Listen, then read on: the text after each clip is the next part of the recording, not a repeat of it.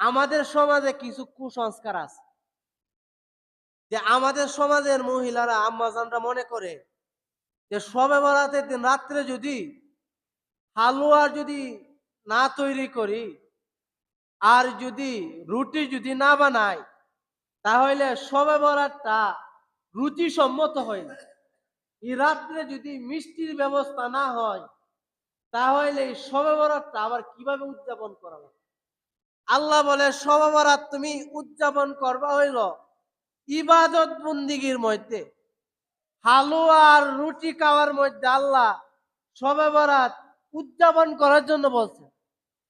ভাই আজকে শবে বরাতের রাত্র আপনার মনটা চাইছে হালুয়া খাইতে, আপনার মনটা চাইছে রুটি খাইতে, আপনি রুটি খান, সমস্যা নেই। কিন্তু আপনি যদি মনে করেন যে শবে বরাতের দিন যদি আমি মসজিদে না নিয়ে আসি আর যদি জিলাফি আর গুল্লা যদি মসজিদে না নিয়ে আসি তাহলে মনে হয় আজকে শবে বরাতটা কবুল হইতো না। এই যে আপনি যে এটা মনে করতেছেন ভাই, ইসলামের দৃষ্টিতে এইটারে গুনাহে কাবিরা বলে। আপনি মসজিদে আইছেন, আপনার আব্বা মারা গেছে অথবা আপনার আত্মীয় স্বজন মারা গেছে, আপনার ছেলেটা ইতালি থাকে, শবে বরাত এই জন্য না, শবে বরাতকে উদ্দেশ্য করে না, আপনি এমনিতে এটা হইল বরকতময় রাত্র, ইবাদতের রাত্র।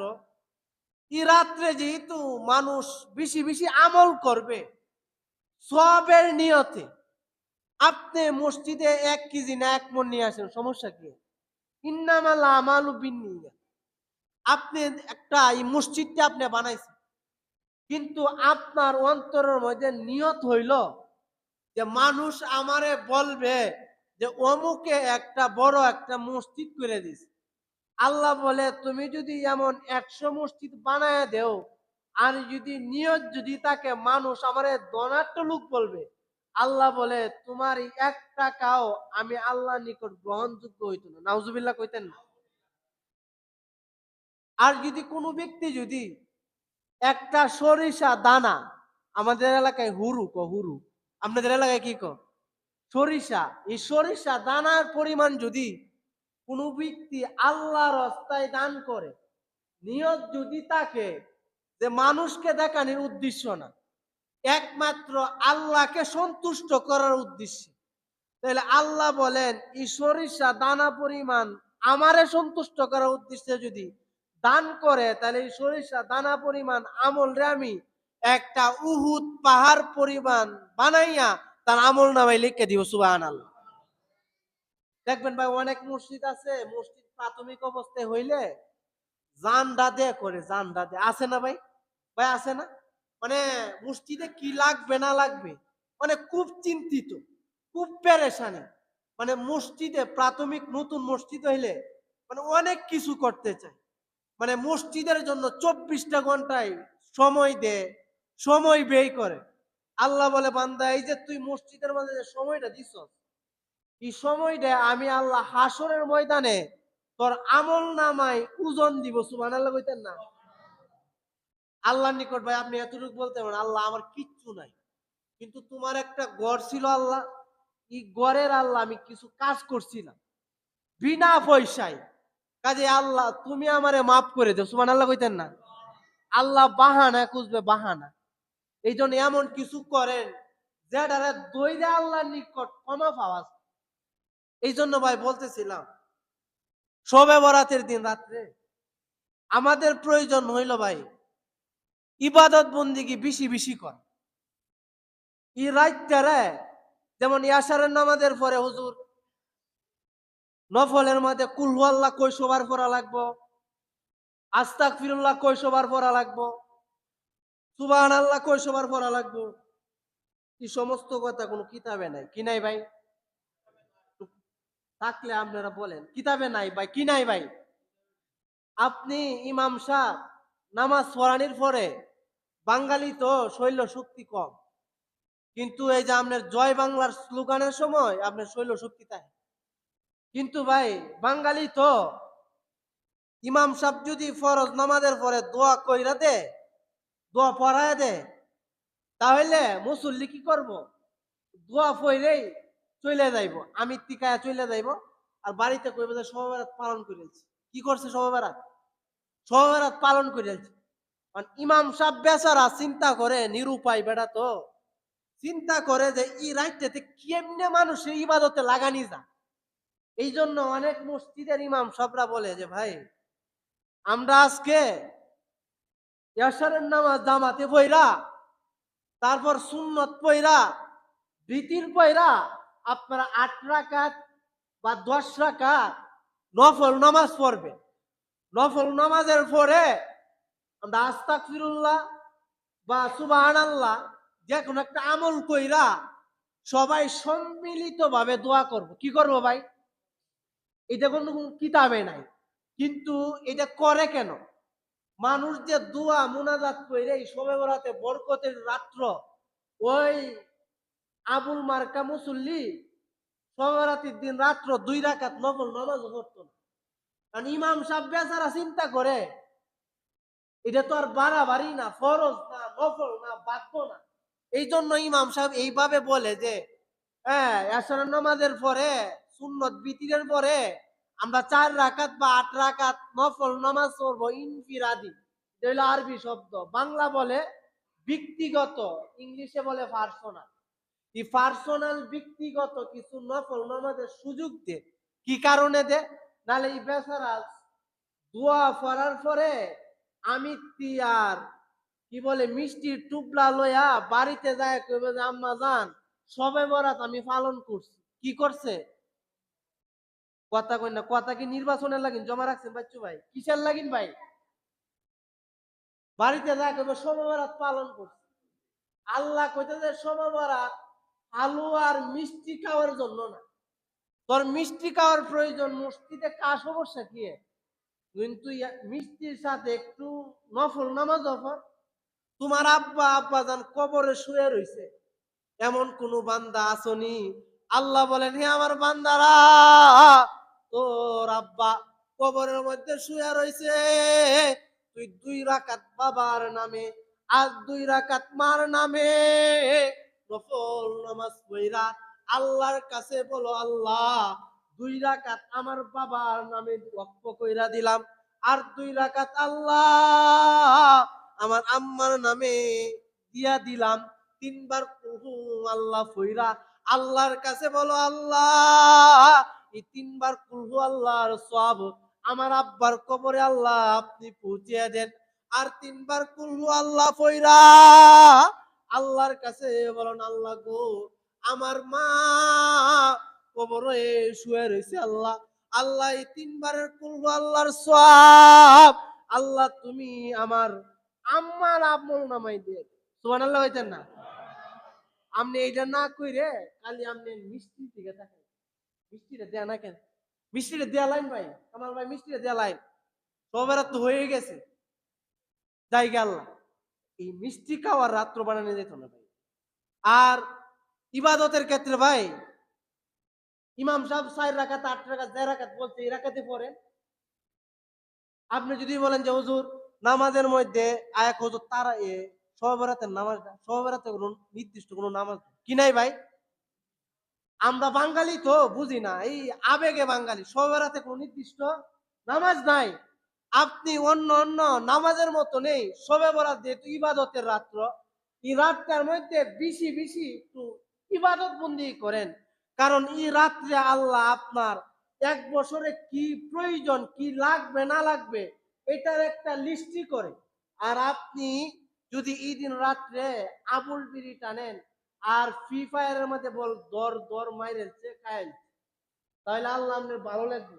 এই জন্য ভাই এই রাত্রের মধ্যে আবার কিছু মুসল্লি আছে ভাই শুক্রবারে নামাজ এটাও করতো না, আবার আসর তো পড়তোই না, মাগরিবের সময় গোসল করবো, এশারের সময় আতরটা তো সুন্দর পাঞ্জাবি লাগাই আইব, আয়া শবে বরাত অর্জন করবো। কি করব?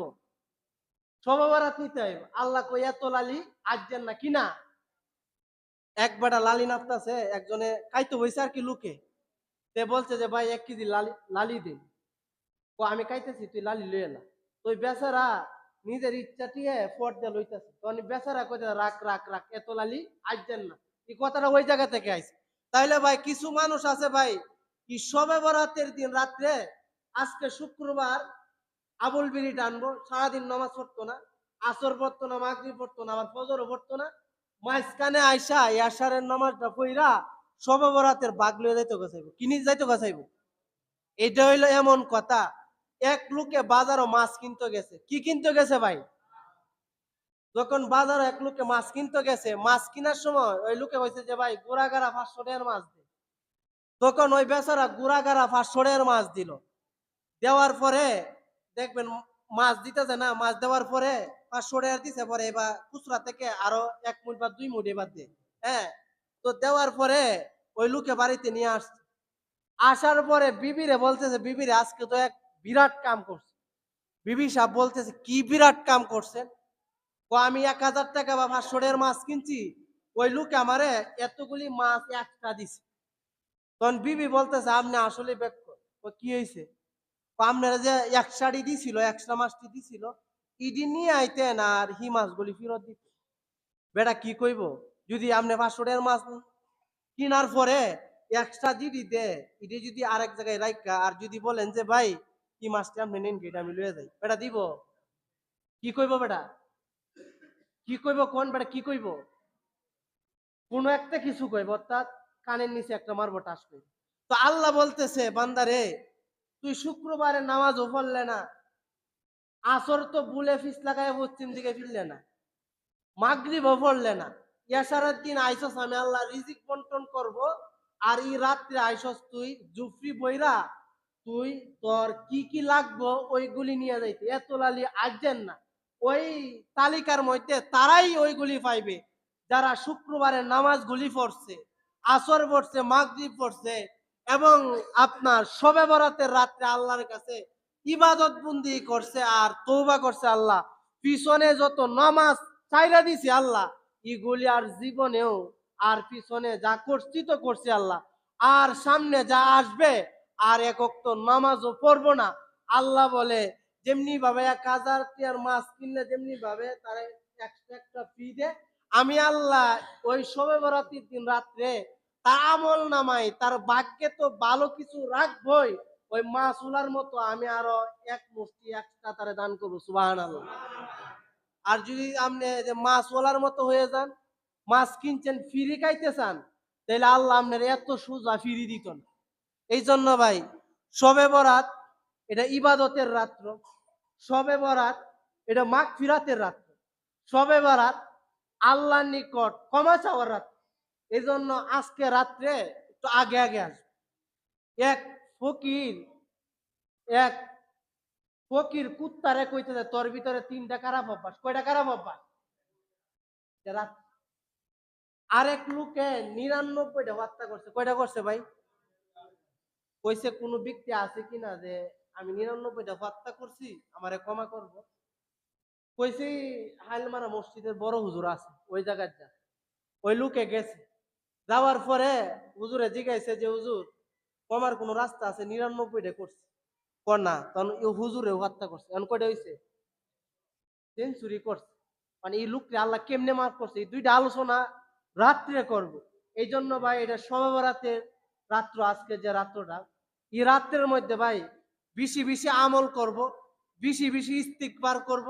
আর এই রাত্রের মধ্যে যে ভাই কয়বার কুল হু আল্লাহ পড়া লাগবো, কয়বার এইটা পড়া লাগবো, কয়বার নাচ পড়া লাগবো, এইটা কোনো কিতাবের মধ্যে নেই। আপনি জয় সবার মন চা ওই সবার পড়েন, যত হাজার রাকাত মন চা তত হাজার রাকাত নামাজ পড়েন, আপনি যত ইবাদত বন্দেগী মন চা তত করেন। কিন্তু এই শবে বরাতের রাত্র যেন অন্তত পক্ষে ভাই শবে বরাত এশার নামাজটাও জামাতের সাথে পড়বেন, এবং ফজরের নামাজটাও যদি জামাতের সাথে পড়তে পারেন, তাহলে আপনি মনে করবেন যে আপনি পূর্ণ শবে বরাতের বরকত পায় বলাইছে। সুবহানাল্লাহ।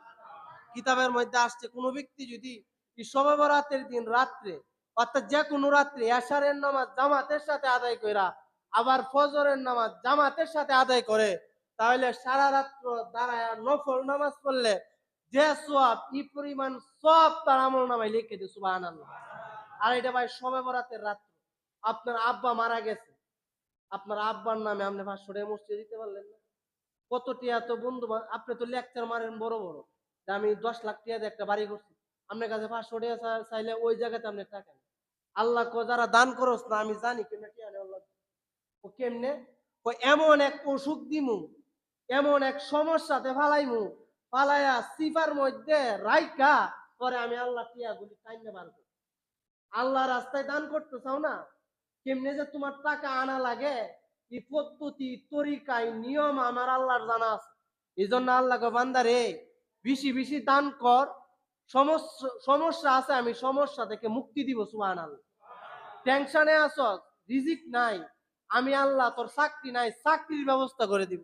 এই জন্য বাইরে শবে বরাতের রাত্র, ইবাদতের রাত্র, এই রাত্রে অন্তত পক্ষে আমরা বেশি বেশি দান করব।